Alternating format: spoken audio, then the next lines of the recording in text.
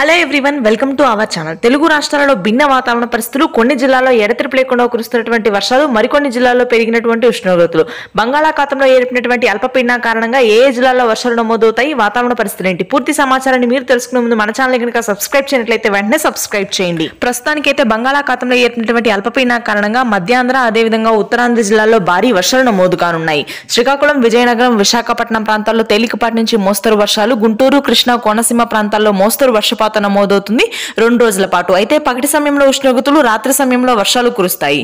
ఇక తెలంగాణ విషయానికి వచ్చినట్లయితే దక్షిణ తెలంగాణ ప్రాంతాల్లో అండమాన్లో ఏర్పడినటువంటి అల్పపీడన కారణంగా మనకి రాయలసీమ అదేవిధంగా దక్షిణ తెలంగాణ ప్రాంతాల్లో మోస్తరు వర్షపాతం నమోదవుతుంది. చిత్తూరు, పలమనేరు, నంద్యాల, కదిరి, బద్వేల్, రాయచోటి, ధర్మవరం, పులివెందుల, జమ్మలమడుగు ప్రాంతాల్లో అత్యధికంగా రానున్నటువంటి 3 రోజుల పాటు వర్షాలు నమోదవుతాయి. నిన్న మొన్న కురిసిన వర్షాల కంటే అత్యధికంగా వర్షాలు కురుస్తాయి. ఈ వర్షాలు తెలంగాణ జిల్లాలకు విస్తరిస్తాయి.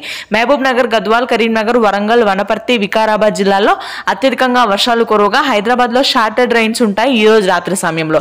ముఖ్యంగా కుకట్పల్లి, అమీర్పేట, కాగజ్ నగర్, మల్కాజ్గిరి, జేహెచ్ఎంసీ, మణికొండ, ఆదిబట్ల, ఉప్పల్, నాంపల్లి, ఖైరతాబాద్ ప్రాంతాల్లో వర్షాలు కురుస్తాయి. Thanks for watching this video.